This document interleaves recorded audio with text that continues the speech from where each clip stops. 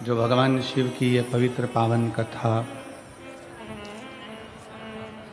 भगवान देवाधिदेव महादेव की करुणा से, उनकी कृपा से, उनकी उदारता से आप और हम सब श्रवण कर रहे हैं।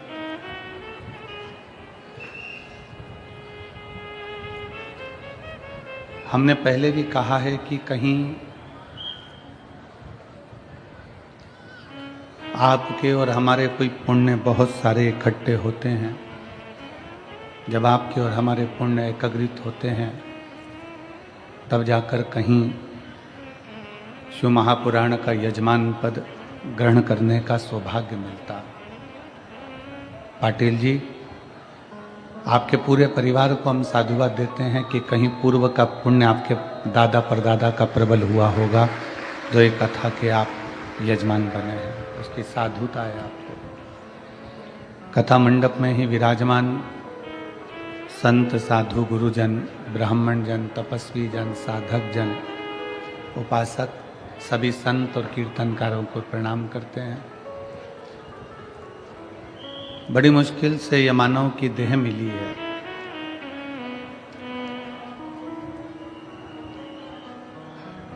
और मानव की देह के साथ में बड़ी मुश्किल से ये शिव महापुराण की कथा मिली।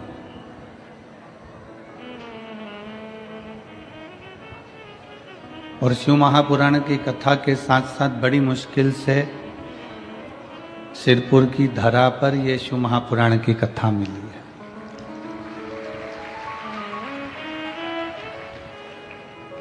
मिला है मौका इस पवित्र कथा को अपने जीवन में उतारने का, इस पवित्र कथा को अपने जीवन में लेकर जाने का। एक अंश मात्र भी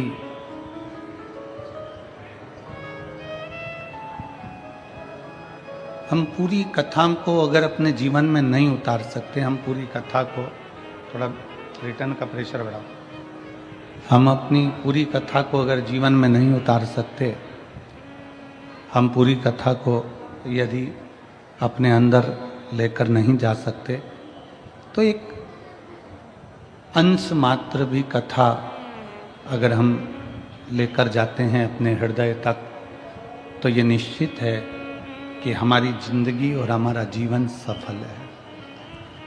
हम ज़्यादा नहीं ले जा सकते, थोड़ा। हम जानते हैं कि 7 दिन की कथा, 3-3 घंटे की कथा, 2.5 घंटे की कथा, इतनी सारी आप अपने अंदर नहीं उतार सकते। पर तुलसी बाबा की वो बात भी तो श्रेष्ठ है कि आधी में पुनियाद।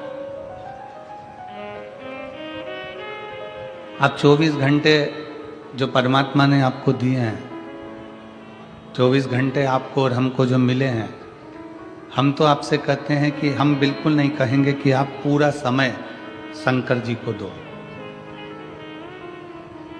हम बिल्कुल नहीं बोलेंगे कि आप पूरा समय शिव जी को दो, पर इतना याद रखो सिरपुर वालों, 24 घंटे में से 23 घंटे आप अपने परिवार को दो। 24 घंटे में से 23 घंटे परिवार को दो और 1 घंटा मेरे भोले बाबा को दो, बस दो। और यदि 1 घंटा भी अगर आपके पास में नहीं है मेरे देवाधिदेव महादेव शंकर को देने के लिए, तो उसमें से भी आप आधा घंटा परिवार को और दे दो। तो कितने घंटे हो गए परिवार के पास में? 23.5 घंटे। आधा घंटा मेरे भोले बाबा को दे दो। और मान लो अगर परिवार वाले इतने में भी राजी नहीं हो,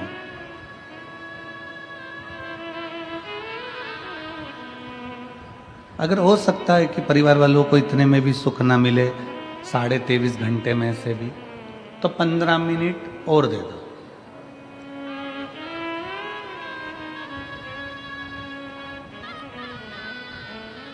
जो 15 मिनट बचे हैं वो 15 मिनट में भगवान का भजन कर लो। और अगर परिवार वाले कहें कि हाँ नहीं, हमको तो 15 मिनट भी नहीं भजन में देना है, तो फिर उनको पूरा समय दे दो। 1 मिनट मेरे भोले बाबा के लिए निकाल लो, वो 1 मिनट के में भजन में भी आपको पार उतार सकता है। 1 मिनट के भजन में भी वो काम कर।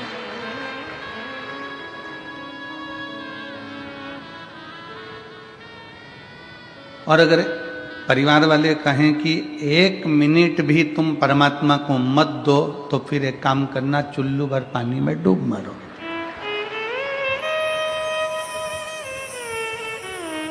अब 1 मिनट परमात्मा को 24 घंटे में से नहीं दोगे तो जिंदगी किस काम की?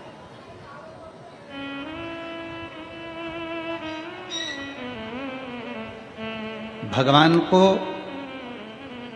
दिन भर खाने में लिप्त रहो या दिन भर व्यसन में लिप्त रहो या दिन भर कमाने में लिप्त रहो, भगवान को तुम्हारा भोजन ज्यादा पसंद नहीं है। भगवान को तुम्हारा व्यसन पसंद नहीं है। भगवान को तुम्हारा दिन रात माया में, लोभ में, आसक्ति में, तृष्णा में डूबना पसंद नहीं है। भगवान को तुम्हारा दिन भर गलत गलत चीजें खाना पसंद नहीं है, भोजन पसंद नहीं है। और परिवार के लोगों को, दोस्तों को, मित्रों को, रिश्तेदारों को तुम्हारा भगवान का भजन पसंद नहीं है कि तुम भगवान का भजन करो। अगर आप रोज रोज भगवान का भजन कर रहे हो, रोज रोज कथा में जा रहे हो, रोज रोज स्मरण कर रहे हो, शिव पुराण की कथा टीवी पर सुन रहे हो, मोबाइल पर सुन रहे हो, या किसी न किसी रूप में कथा में जाकर बैठ रहे हो, तो घर के लोगों को अच्छा नहीं लगेगा, घर के लोगों को श्रेष्ठ नहीं लगेगा।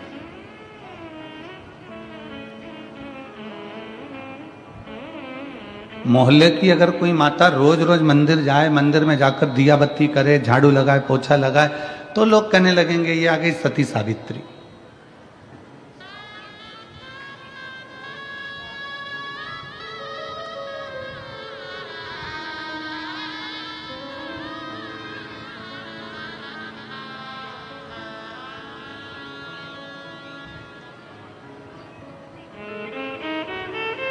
प्रतिदिन आप भगवान के मंदिर में जा रहे हो, प्रतिदिन भगवान का भजन कर रहे हो, प्रतिदिन नाम स्मरण कर रहे हो, प्रतिदिन मंत्र जाप कर रहे हो, प्रतिदिन भगवान की भक्ति में डूबे हुए हो, तो परिवार, नाते, रिश्ते, कुटुंब, कबीला इनको ठीक नहीं लगता,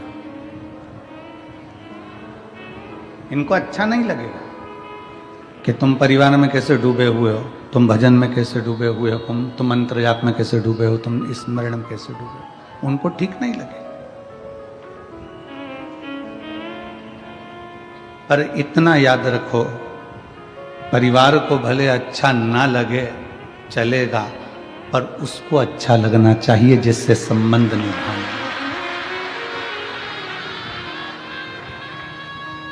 पड़ोसन तुमसे कह रही है कि तुम्हारा श्रृंगार अच्छा नहीं लग रहा, रिश्तेदार तुमसे कह रहे हैं कि तुम्हारी साड़ी अच्छी नहीं लग रही, कुटुंब वाले कह रहे हैं कि तुम्हारे गले में पड़ा हुआ हार अच्छा नहीं लग रहा है, परिवार वाले कह रहे हैं कि तुम इस श्रृंगार में, इस लहंगे में, इस कपड़े में, इस वस्त्र में, इस साड़ी में, इस पैंट शर्ट में तुम अच्छे नहीं लग रहे। पर यदि तुम्हारा पति तुमसे कह दे कि तुम बहुत अच्छी लग रही हो, तो इतना याद रखना कि दुनिया को भले अच्छे ना लगे, पर उसको तो अच्छे लगे हैं ना, जिसके लिए हम सजे हैं, जिसके लिए हमने श्रृंगार किया, जिसके लिए हम सजे, उसको तो अच्छे लग रहे हैं। बस ये आत्मा का श्रृंगार हमें परमात्मा के लिए करना।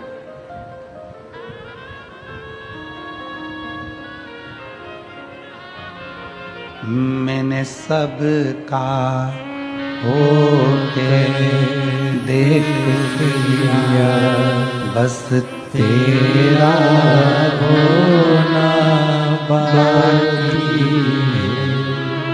मैंने सबका होकर देख लिया, बस तेरा होना बाकी है। मैं सब दर जाकर देख लिया, तेरे दर पे आना बाकी मैं सब डर जाकर देख लिया, बस तेरे दर आना बाकी। मैंने सबका होकर देख लिया, बस तेरा होना बाकी। बस मैं तेरा हो जाऊं। हमने संसार का होकर देख लिया, सबका होकर देख लिया, उसका होकर देखो।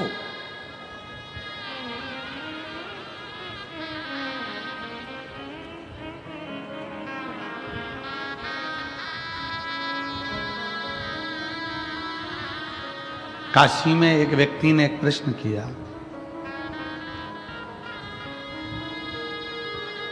काशी की कथा में हम जिनके यहाँ ठहरे हुए थे, वहाँ कथा का 4 दिन निकलने के बाद हम कोई आता है, शाम को तो मिलना होता ही है, मिल जाते हैं।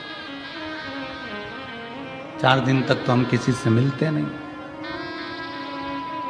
और 5वां दिन कथा का था और शाम को कोई मिलने आया तो उसने कहा, गुरुजी क्या भगवान दुख काटते हैं?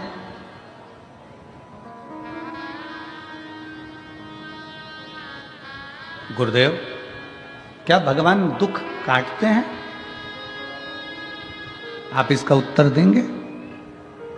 हमने कहा नहीं, भगवान दुख काटते होते तो भगवान दुख देते ही काहे को? भगवान दुख नहीं काटता।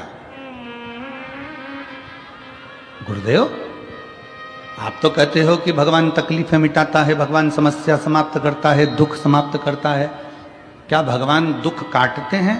हमने कहा अगर भगवान दुख काटता तो भगवान दुख देता ही काहे को? भगवान दुख नहीं काटते। शिव महापुराण की कथा कहती है भगवान का नाम और हमारा अच्छा कर्म दुख को काट देता।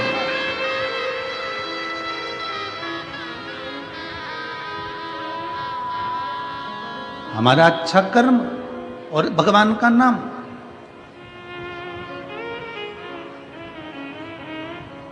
आज दुनिया के लोगों को मालूम नहीं पड़ रहा कि ये संसार के लोगों का इतना इतना दुख कैसे कट रहा है। जिस बीमारी में एक बच्चा पांव से लेकर सिर तक पूरा की पूरा बेकार होता चले जाता है, आखिरी में उसका शरीर काम करना बंद कर देता है और शरीर छूट जाता है, वो बच्चा भी कैसे ठीक हो जाता है। कैंसर जैसा रोग कैसे ठीक हो जाता है।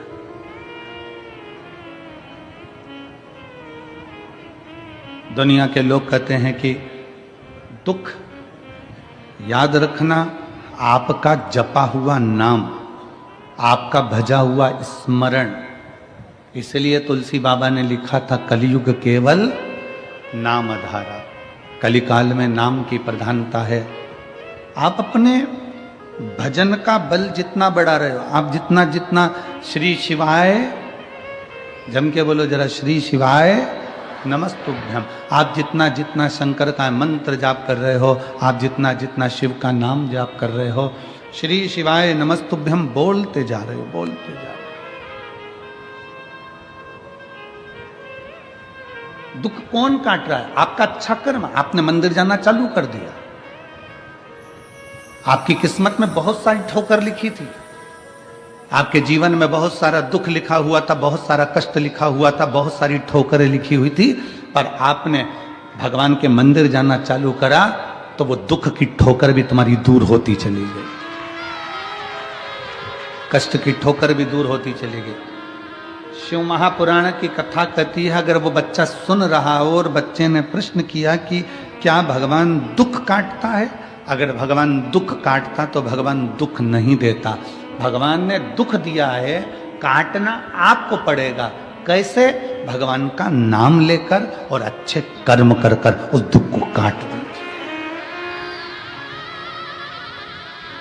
किम्मत बुरे कर्म कर बंदे वरना पछताएगा। भगवान की आंखों से तू बच नहीं पाएगा, तू बच नहीं पाएगा। अरे ओ अज्ञानी मत नादानी, तेरे कर्म का फल भी तू ही पाएगा। जैसा किया तूने तेरे आगे आएगा। मत बुरे कर्म कर बंदे वरना पछताएगा। भगवान की आँखों से तू बच नहीं पाएगा, तू बच नहीं पाएगा। अरे ओ अज्ञानी मत करना नादानी, अरे ओ अज्ञानी मत करना नादानी। भगवान दुख नहीं काटता, भगवान दुख सहन करने की शक्ति देता है। भगवान दुख सहन करने का बल देता है। फिर किसी ने प्रश्न किया, गुरुजी जब ऊपर जाते हैं मरकर 84 लाख योनियां मिली हैं, सारी योनियों में ऊपर गए मर मर कर, भगवान ने ऊपर जाकर अपने को, हमने सुना है कि गरुड़ पुराण में लिखा है कि ऊपर जाने के बाद बेतरनी में गिरो, नरक में पड़ो, खोलते तेल में उकाला, त्रिशूल से मारा, चाकुओं से काटा, सब कुछ हुआ। तो जब ऊपर ही इतना भुगता देते हैं तो फिर नीचे काहे को भुगताते हैं? बोलो सही है कि गलत है? अरे जम के तो बोलो रे, सही है। जब ऊपर खोलते तेल में, गरुड़ पुराण में सुना है कि नहीं सुना? तुम लोगों ने सुना है ना? खोलते तेल में डाल दिया, त्रिशूल से मार दिया, अग्नि में जला दिया और इतना नोच आ गया, शरीर जीव रोने लगा। जब ऊपर इतना भुगताया तो फिर नीचे काय को भुगताता? ए गुरुजी, जब ऊपर इतना कष्ट मिला है जीवात्मा को तो फिर नीचे जीवात्मा को कष्ट क्यों मिलता है? हमारा कहना केवल इतना सा है कि जब हॉस्पिटल में भर्ती रहते हो तो वहां तो दवाई खाना पड़ती है, इंजेक्शन लेना पड़ता है, दवाइयां पीना पड़ती है, सब कुछ हॉस्पिटल में होता है। ये समझ लो कि ऊपर हॉस्पिटल है जिसमें जीवात्मा का इलाज हुआ। इलाज होने के बाद जब वो घर जाता है ना तो वहां भी थोड़ी ना थोड़ी टेबलेट बांध के दे दी जाती है। समझ में आ रही है ना कथा? वो हॉस्पिटल है जहां हम भोग कर आए, और भोग कर आने के बाद वहां के डॉक्टर ने, धर्मराज ने, यमराज ने थोड़ी बहुत टेबलेट बांध कर दे दी कि अब ये नीचे जाएगा तो सुबह शाम ये दवाई मिलती रहेगी, मतलब कहीं ना कहीं दुख प्राप्त होता रहेगा। तो बस उसी तरह डॉक्टर ने कह दिया घर जाकर ये दवाई लेना पड़ेगी, तो डॉक्टर से कहो डॉक्टर साहब मैंने हॉस्पिटल में इतनी दवाई खा ली, अब घर की क्यों दे रहे हो? नहीं, घर का डोज तो देना पड़ेगा, घर पे जाओगे तो ये दवाई तो लेना पड़ेगी, ऐसा तो करना पड़ेगा। उसी तरह जीवात्मा ने कहा जब हम इतना ऊपर भुगत लिए, हमें खोलते तेल में डाल दिया, अग्नि में पटक दिया, पानी में पटक दिया, हमें नोच नोच के खा गए, ऊपर हमें नरक में इतना भुगताया गया, अब नीचे क्यों भुगता रहे हो? तो भगवान ने कहा चिंता मत कर, हॉस्पिटल से छुट्टी करी है तो घर की टेबलेट देकर भेजा है, थोड़ा तो नीचे जाकर भी भोगना पड़ेगा। थोड़ी बहुत दवाई यहाँ की भी मिली है तो वो हम भोग रहे हैं। कहीं बच्चे तकलीफ दे रहे हैं, कहीं बेटियां तकलीफ दे रहे हैं, कहीं पति पर, कहीं पत्नी, कहीं परिवार, कहीं नाते, कहीं कुटुंब, कहीं कबीला, ये तकलीफ देते फिर रहा है। थोड़ा थोड़ा तकलीफ हमें मिल रहा है, समझ लेना कि ये टेबलेट हमें लिख कर दी है, इसको हमें खाना पड़ेगा। चाहे तुम पानी से खा लो, चाहे तुम दूध से खा लो, चाहे मुंह सड़ा कर खा लो, चाहे प्रसन्न होकर खा लो। उसी तरह संसार में आए हो तो ये दुख जो मिल रहे हैं इसको चाहे तुम प्रसन्नता से निकाल दो, चाहे रो रो के निकाल दो, ये तुम्हारे ऊपर निर्भर है। दवाई तो खाना पड़ेगी। बस इतना याद रखो कि भगवान का नाम जितना लोगे, जितना नाम का उच्चारण करोगे, जितना जितना नाम का स्मरण करोगे, श्री शिवाय नमस्तुभ्यम।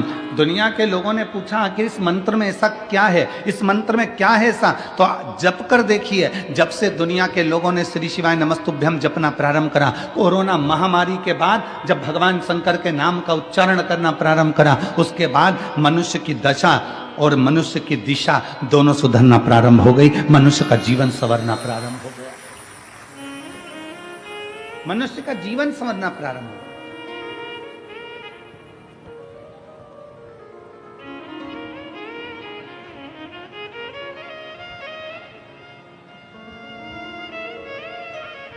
भगवान का नाम लेने से क्या होता है? तो कहा स्मरण होता है। स्मरण, नाम का स्मरण होगा तो हृदय में रमण होगा।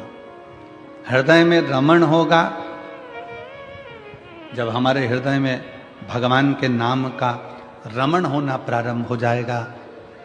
नाम का स्मरण हुआ, स्मरण से रमण हुआ, और रमण होना जब हृदय में प्रारंभ हो गया तो समझ लो दुख का मरण हो जाएगा, फिर दुख समाप्त हो गया।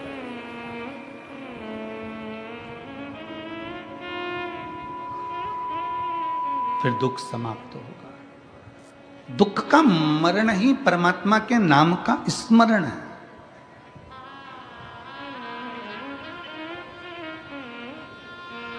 श्री शिवाय नमस्तुभ्यं, श्री शिवाय नमस्तुभ्यं, श्री शिवाय नमस्तुभ्यं, श्री शिवाय नमस्तुभ्यं, श्री शिवाय नमस्तुभ्यं,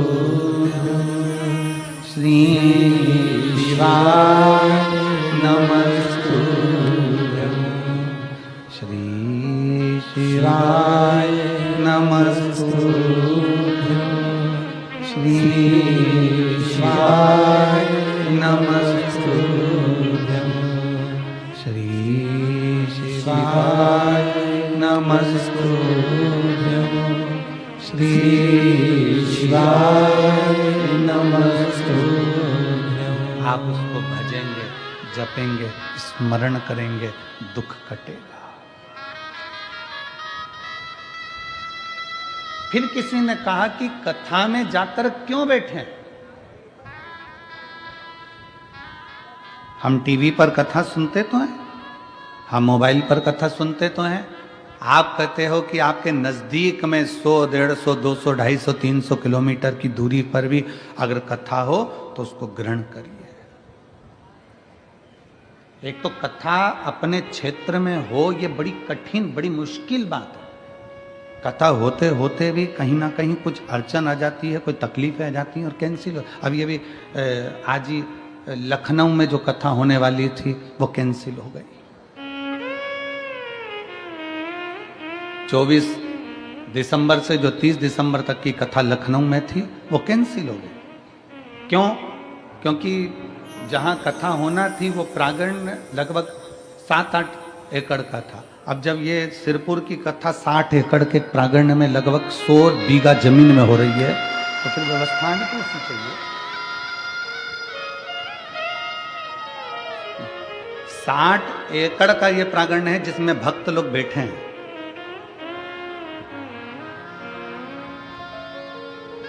100 बीघा जमीन के अंदर अंदर ये पूरी व्यवस्था करी गई।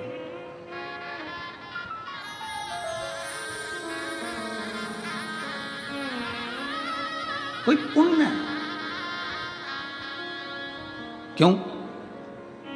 नाम का स्मरण होगा तो हृदय में रमण होगा, रमण होगा तो दुख का मरण होगा, ये निश्चित है। श्री शिवाय नमस्तुभ्यं, श्री शिवाय नमस्तुभ्यं, श्री शिवाय नमस्तुभ्यं, श्री शिवाय नमस्तुभ्यं, श्री शिवाय नमस्तुभ्यं, श्री शिवाय नमस्तुभ्यं, श्री शिवाय नमस्तुभ्यं, श्री शिवाय नमस्तुभ्यं। फिर किसी ने पूछा कि गुरुजी पंडाल में बैठ के कथा क्यों सुने? टीवी पर सुन ले हम, मोबाइल पर सुन ले हम, पंडाल में क्यों? तो याद करो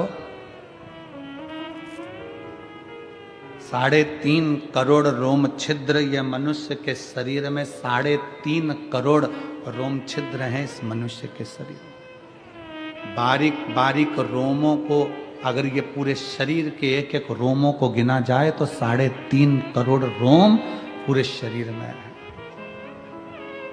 कितने हैं? जम के बोलो जरा। 3.5 करोड़ रोम छिद्र मनुष्य के शरीर में।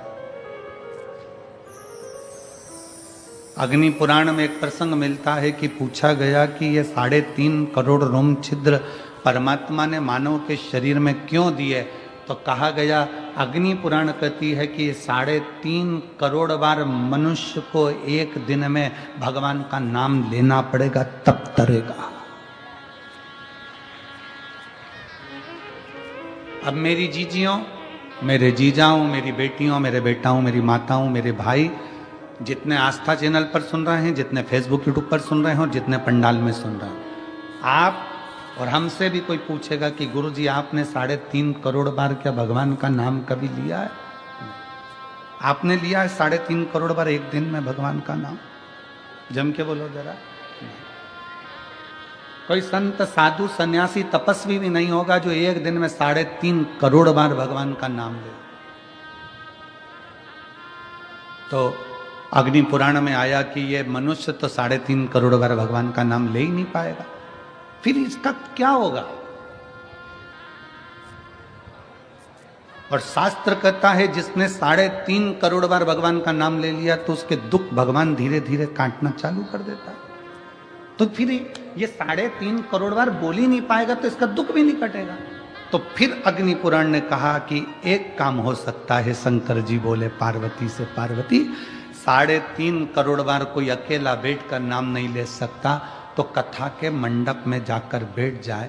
जब कथा के मंडप में किसी नाम का उच्चारण होगा, सब एक साथ बोलेंगे, ताली भी बजाएंगे, वो अक्षर जब एक एक के मुंह से निकलेगा, आपस में टकराएगा, छार छार हो जाएगा, तो 3.5 करोड़ रोम छिद्र में समा जाएगा और उसका कल्याण होगा।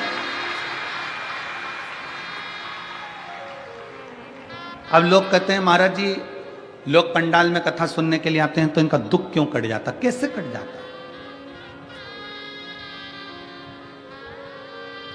इनका दुख कटता कैसे है? उसका केवल एक कारण है कि आपके मुख से श्री शिवाय नमस्तु, श्री शिवाय नमस्तु, श्री शिवाय नमस्तु,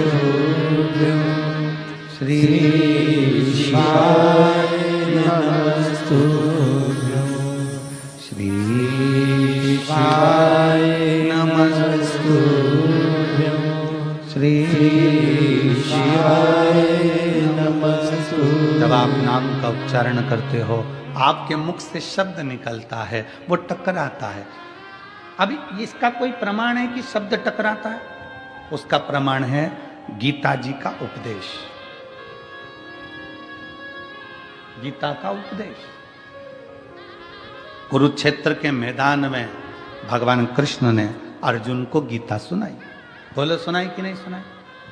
अर्जुन को जो कुरुक्षेत्र के मैदान में गीता सुनाई, वो गीता का ज्ञान जो भगवान कृष्ण ने अर्जुन को दिया, अर्जुन को बोले भगवान कृष्ण गीता, उस गीता का उपदेश जब भगवान कृष्ण ने दिया, तो वो गीता बोलने पर भगवान के मुख से जो शब्द निकले, वो शब्द आज भी कुरुक्षेत्र की भूमि पर घूम रहे हैं। इसलिए वहाँ पर बड़े बड़े रिसर्च सेंटर लगाए गए कि भगवान ने जो ध्वनि में बोला था, वो ध्वनि पकड़ना है और उन अक्षरों को पकड़ना है। उसी अक्षरों को पकड़कर हमारे वेद और शास्त्र ये गीता का ज्ञान देते।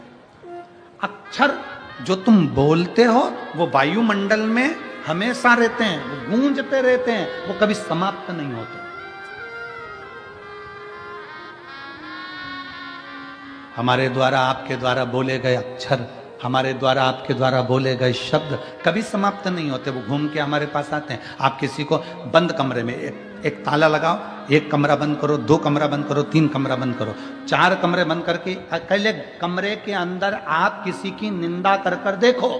जिसकी निंदा करिए उस तक वो बात पहुंच ही जाती है। अब लोग कहेंगे हमने तो अकेले में की थी, ये बात उसके तक पहुंच कैसे गई? क्योंकि हमारे शरीर की वाइब्रेशन, हमारे शरीर की तरंगे हमारी बात को ले जाकर वहां तक छोड़ देती है जिसके लिए हमने कहा है।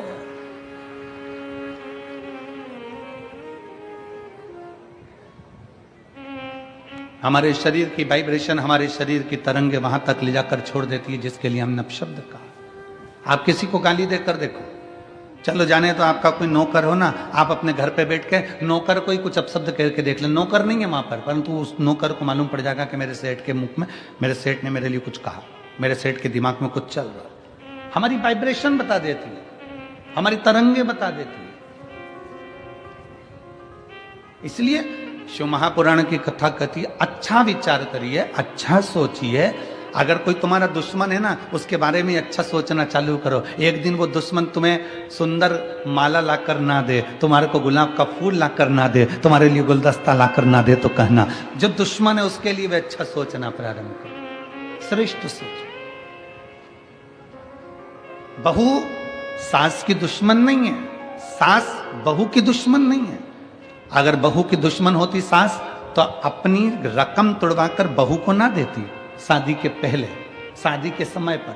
अगर सास तुम्हारी दुश्मन होती तो 1-2 लाख रुपए शादी में खर्च नहीं करती, 5-5, 10-10 हजार की साड़ियां, लहंगा तुमको नहीं दिलाती अगर तुम्हारी दुश्मन होती तो। और बहू अगर तुम्हारी दुश्मन होती तो वो अपना घर छोड़कर तुम्हारे घर में नहीं आती तुम्हारी गुलामी करने के लिए। ना सास बहू की दुश्मन है, ना बहू सास की दुश्मन है। ये दोनों रहते रहते एक दूसरे से बोलते नहीं, अपशब्द नहीं बोलते, पर अंदर ना जाने कैसे कैसी अंटी पालते रहते हैं, अंदर की वाइब्रेशन ऐसी कर लेते हैं। मम्मी ने ऐसा कर लिया, पापा ने ऐसा कर लिया, अंदर से सोच रहे हैं, तो वो वाइब्रेशन तुम्हारी सास तक पहुंचती है, सास की वाइब्रेशन बहू तक पहुंचती है, और दोनों का मन मोटाव आपस में चालू हो जाता है। और एक दिन ये होता है कि घर में अलग अलग हो जाते हैं। ये हमारे शरीर की वाइब्रेशन है, ये हमारे शरीर का विचार है, ये हमारी दृष्टि।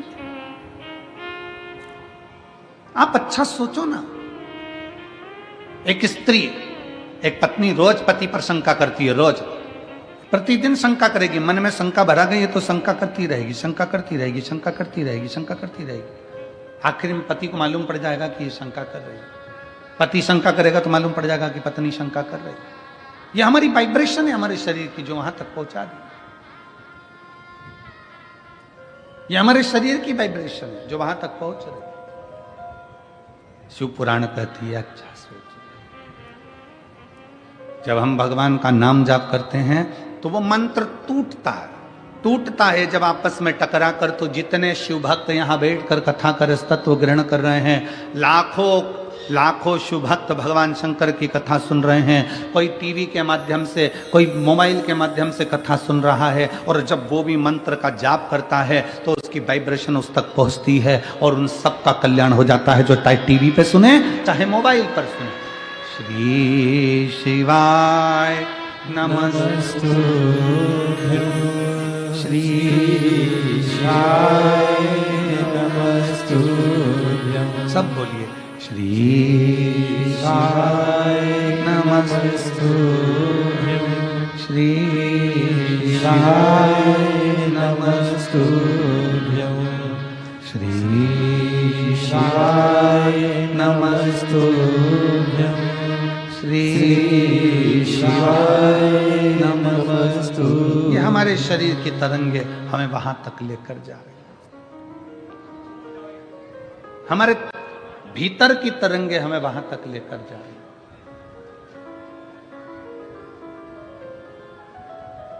भगवान दुख नहीं काटता।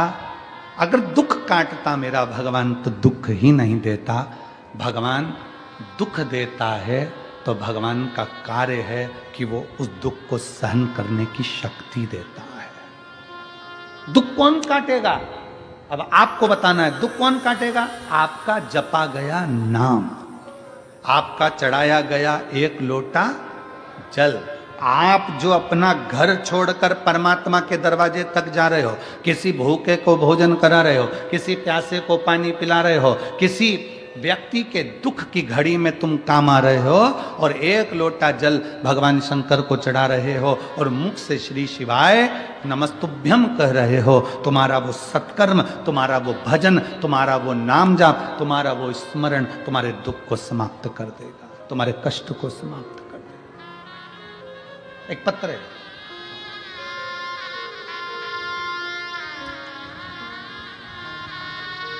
शांताराम छगन पाटिल, मुकाम पोस्ट धानोरा, तहसील चोपड़ा, जिला जलगांव।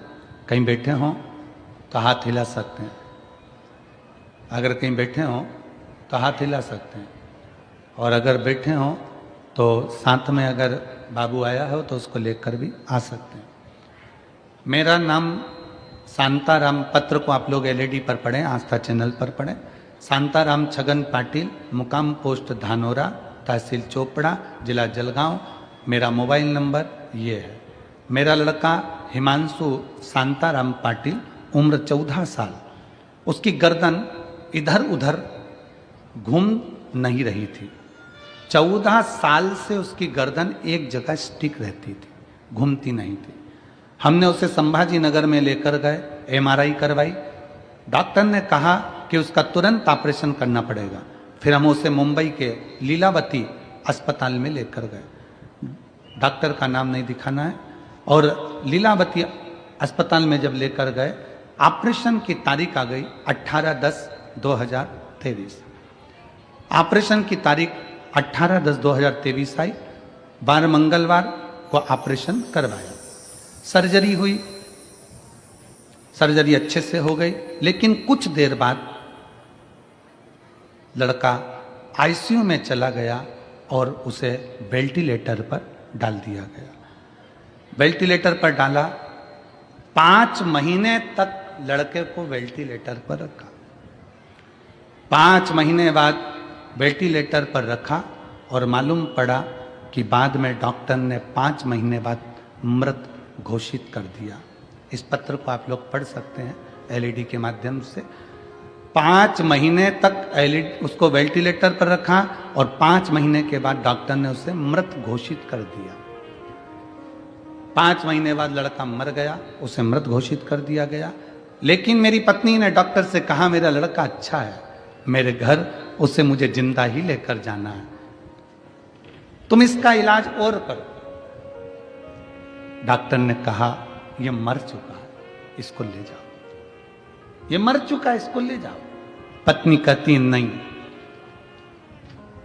4 दिन इसको रखो, मैं 4 दिन बाद इसको लेकर जाऊंगी, भले बॉडी रखो पर 4 दिन रखो इसको।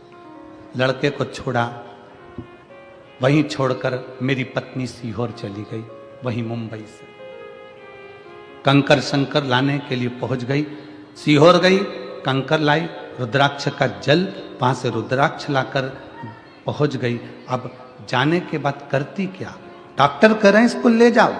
सामने हॉस्पिटल के ठीक सामने शिव जी का मंदिर है, उस मंदिर में जल चढ़ाती और अपने बेटे के शरीर पर लगा देती और मुंह में जल दे देती। डॉक्टर कहते इसको ले जाओ। 4 दिन, 5 दिन, 6 दिन निकल गए। डॉक्टर कहने लगे, क्यों परेशान हो रही हो? ऐसा करते करते 42 दिन निकल गए। 42 दिन निकल गए। डॉक्टर कह रहे इसको ले जाओ, इसमें प्राण नहीं है। नहीं मानी। आखिरी में लड़के के शरीर में 42वें दिन हलचल चालू हो गई। 42वें दिन हलचल चालू हुई। और मैं क्या गुणगान करूं गुरुदेव, डॉक्टर भी आश्चर्य में पड़ गए कि जो मर चुका है वो जीवित कैसे हो सकता है। पत्नी कहती है उसका नाम कुबेरेश्वर महादेव है, वो देता जरूर है, खाली नहीं छोड़ता। बाबा, आज बाबा की मेहरबानी से मेरा लड़का ठीक हो गया। मैं उसको यहाँ कथा सुनने के लिए लेकर आई हूँ बाबा के पंडाल में।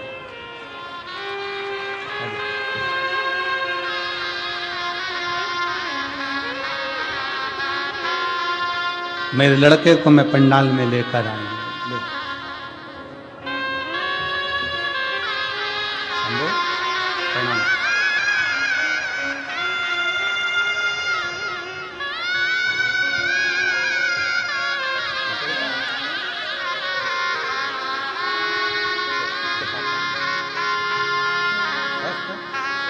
जय समस्त महान हो गया।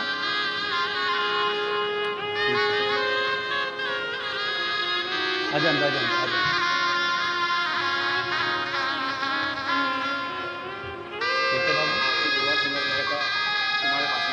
बाबा की कृपा से, हमारी दुआ नहीं, शिव की कृपा। तो कह रहे हैं कि बच्चा इतना बीमार था तो मैं जलगांव की कथा में भी चले गया था और मैं नीचे से चिल्लाकर एक बेलपत्र मांग कर ले गया था।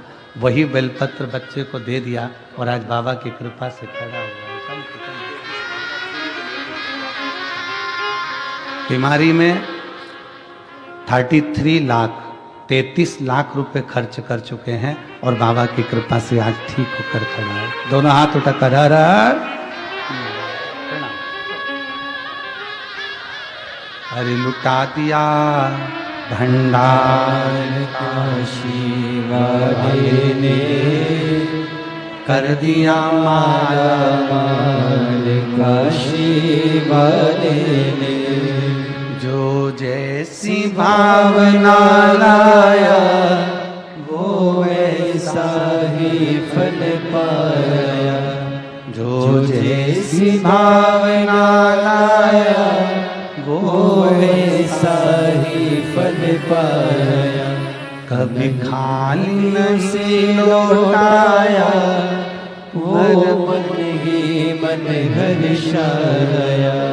और कर दिया माला माला माल काशी वाले ने, लुटा दिया भंडार काशी वाले ने। शिव की भक्ति में वो बल है, शिव की उपासना में वो बल है। अपना विश्वास न टूटने दे, अपना भरोसा न टूटने दे। उस बहन ने एक पत्र में लिखा है, मैं डॉक्टरों को भी धन्यवाद देती हूं जिन डॉक्टरों ने भी हिम्मत नहीं हारी और हमारा साथ दिया। हमने कल भी कथा के में कहा था कि डॉक्टर शंकर का एक रूप होते हैं। किसी ढोंग ढकोसले में मत पड़ो। अगर कोई बच्चा बीमार होता है, पत्नी बीमार होती है, पति बीमार होता है, माता पिता बीमार होते हैं, कहीं झाड़ा फूकी में मत जाओ, डॉक्टर के पास जाओ, डॉक्टर से जांच करवाओ, चेकअप करवाओ, वो इलाज की गोलियां दे, दवाई दे, इंजेक्शन दे, बॉटल दे, वो सब ले और साथ में एक लोटा जल शंकर जी पे भरोसा करते रहो, क्योंकि अकाल मृत्यु वो मरे जो काम करे चंडाल का, काल उसका क्या बिगाड़े जो भक्त हो महाकाल। उसकी आराधना करते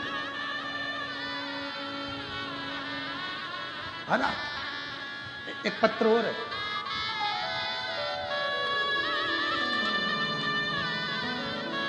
मेरा नाम प्रकाश सुभाष महाजन, मैं गांव सूरत गुजरात से हूं।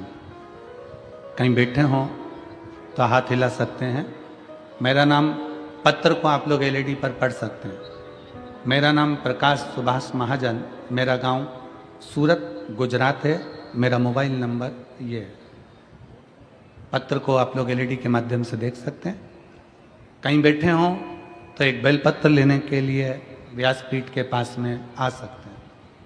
मेरे लड़के का नाम नयन प्रकाश महाजन है। मेरा लड़का 8 साल का है। उसे 14/7/2023 को डेंगू हुआ था। डेंगू के कारण उसके पेट में इन्फेक्शन हो गया था। पत्र को एलईडी पर पढ़िएगा। तो वो इन्फेक्शन उसके लेटरिन की जगह पर फोड़ा बन गया। फोड़ा बनकर लेटरिन करने की खराब जगह हो गई।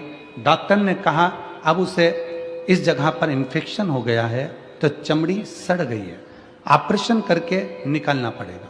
ऑपरेशन करने से पहले उसका बाईपास लेटरिन का किया गया। उसके पेट को एक हाल गिरा के स्टोम बनाकर पड़ेगा। उस जगह पे एक थैली लगाई जाएगी, क्योंकि अब लेटरिन वाले स्थान से वो लेटरिन नहीं कर पाएगा, तो साइड पेट में से थैली डाली गई, लगा कर रखा पड़ा। सिर्फ 8 साल का लड़का वो थैली को लेके स्कूल कैसे जाता? डॉक्टर ने कहा इसकी ये थैली अब कभी निकल नहीं सकती क्योंकि स्थान नीचे से बहुत सड़ चुका है और वहाँ पूरा स्थान बेकार हो गया। ऑपरेशन करने के 5 दिन बाद हमने उसको लेटिंग करने की जगह से रिपोर्ट निकलवाई तो डॉक्टर ने कहा उसको लेटिंग करने की जगह पे मांस नहीं बना है, अब ये थैली उसके साथ में रहेगी। अहमदाबाद की रिपोर्टें निकाली गई, वहाँ पे भी हमें निराशा ही मिली। वहाँ के डॉक्टरों ने भी कह दिया अब लेटिंग की थैली की जिंदगी भर लगाना पड़ेगी। अब ये थैली जिंदगी भर लगाना पड़ेगी। तो मैं घर आके रोने लगा तो मेरे माँ ने कहा बेटा रो मत, सब ठीक होगा। सीहोर वाला गुरुजी कहता है 1 लोटा जल सारी समस्या का हल। तो गुरुदेव मेरी माँ ने कहा तुम लड़के को लेकर अपन सीहोर चलते हैं। कुबरेश्वर बाबा के धर्मधाम पर आए, बाबा को 1 लोटा जल चढ़ाना प्रारंभ करा। हम सीहोर में 3 दिन तक रुके। वहीं पर चढ़ा हुआ जल हम बाबा का ले लेते और लड़के के जो लेटिंग वाला स्थान था बहुत तकलीफ की जगह थी, पूरा मांस वहाँ नहीं था, हमने वहाँ लगाना उसको दिया। फिर हम सीहोर के वापस आए और रिपोर्ट निकलवाने डॉक्टर के पास गए तो डॉक्टर हंसते हुए कहता है अरे भाई क्यों बार बार रिपोर्ट निकलवाते हो, पैसे बर्बाद कर रहे हो, रिपोर्ट में वही आएगा जो हर बार आता है। तो मेरे बेटे ने कहा कि अरे अंकल आप बस एक बार रिपोर्ट निकाल दो ना, बाकी मेरा कुबरेश्वर बाबा संभाल लेगा। फिर डॉक्टर ने रिपोर्ट निकाला और रिपोर्ट निकालने के बाद डॉक्टर ने कहा कि अब शाम को आना रिपोर्ट लेने। फिर हम शाम को रिपोर्ट लेने गए। गुरुदेव कुबरेश्वर बाबा का ऐसा चमत्कार हुआ कि डॉक्टर ने रिपोर्ट देखकर कहा कि अरे बेटा तूने कहा था ना कि अंकल आप मेरा बस एक बार रिपोर्ट निकालो, बाकी मेरा कुबरेश्वर बाबा संभाल लेगा। सच में तेरे बाबा ने चमत्कार कर दिया और तेरे उस लेटरिन वाली जगह पर थोड़ा मांस बन गया, अब ये थैली निकल जाएगी और बाबा संभाल लेगा। हम फोटो भी लगा रहे हैं, सारे फोटो लगाए गए जिसके अंतर्गत उस बच्चे का पूरा शरीर नीचे से सड़ चुका था। शिव तत्व, एक विश्वास, एक भरोसा, एक दृढ़ता। हम किसके आश्रित हैं?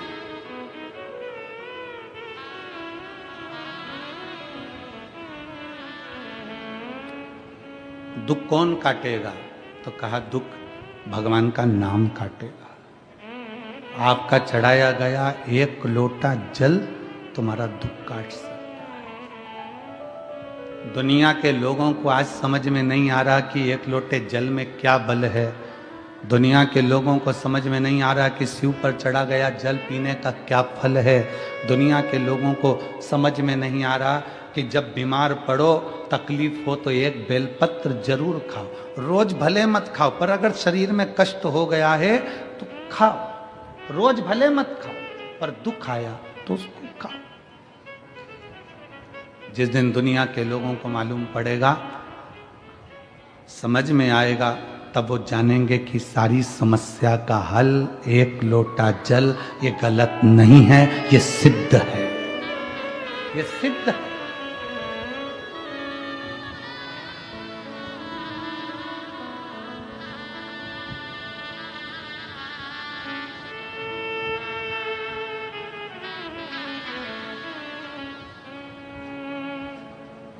बस उसको पाना है,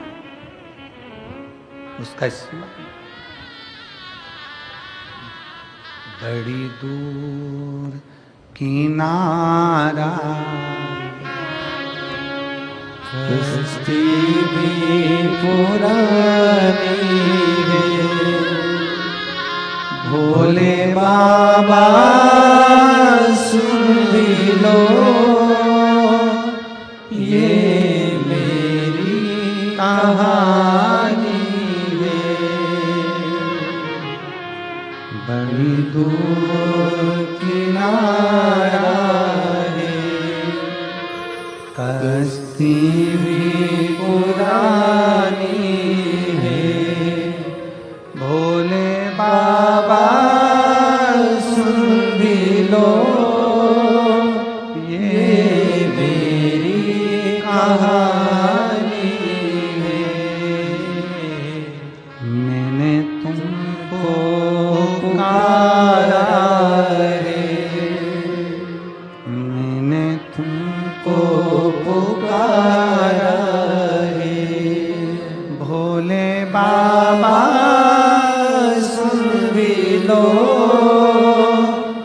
ये मेरी कहानी है। बड़ी दूर किनारा है, कश्ती भी पुरानी है। भोले बाबा सुन भी लो, ये मेरी कहानी है। दुख आपके द्वारा जपा गया नाम स्मरण, आपके द्वारा किया गया भजन दुख काट देता है, तकलीफ काट देता है, समस्या मिटा देता है।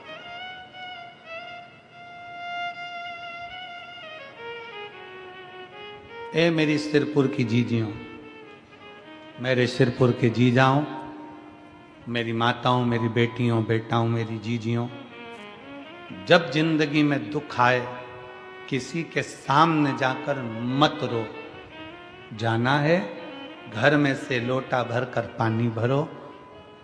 श्री शिवाय नमस्तुभ्यं, श्री शिवाय नमस्तुभ्यं। एक लोटा पानी घर में से भरो, उस जल को लेकर महादेव के मंदिर में जाओ। जपते जपते अपने दिल की बात बाबा के जल चढ़ाते चढ़ाते कह दो। बहुत ज़्यादा अगर दुख है तो उत्तर की ओर मुख, मतलब जहाँ से जल निकलता है, जलाधारी का जो जल होता है निकलने का स्थान ये उत्तर में होता है। आप दक्षिण में बैठकर या खड़े होकर उत्तर की ओर मुख कर कर एक लोटा जल बाबा को चढ़ाना प्रारंभ करो और अपने दिल की बात बाबा से कहना प्रारंभ करो। और अगर तकलीफ ज़्यादा है, बहुत ज़्यादा समस्याओं में घिरे हो, तो उत्तर की ओर खड़े होकर तो जल चढ़ाओ और उत्तर की ओर से जल चढ़ाने के बाद फिर वापस सामने आ जाओ और जहाँ से जल बहता है उस स्थान पर अपनी 3 उंगली रखकर और हथेली को, जहाँ से पानी नीचे बहकर जाता है उस हथेली को वहाँ रखकर एक बार अपने दिल की बात बाबा से जरूर कहो और वो हथेली को फिर अपने हृदय से लगाकर श्री शिवाय नमस्तुभ्यं, श्री शिवाय नमस्तुभ्यं। अपने हृदय से बाबा को हथेली का स्मरण कराकर लगाकर बोलकर फिर उस हथेली को अपने हृदय से लगाए। विश्वास करता है मेरा बाबा 3 महीने भी नहीं लगने देगा और जल्दी से वो कार्य सफल कर देगा। 3 महीने भी नहीं लगने देगा। अब इसमें क्या लगा आपका? केवल एक लोटा। क्या लगा? एक लोटा।